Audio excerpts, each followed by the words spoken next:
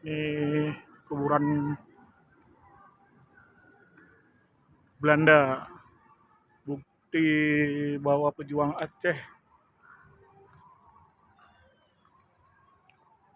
Ini korban-korban, bukan korban sebenarnya. Ini para penjajah. Nama penjajah, yang mati terbunuh oleh pahlawan kita, pahlawan Aceh,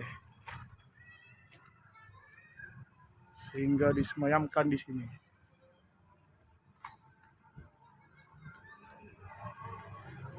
Nah, itu kuburannya tuh.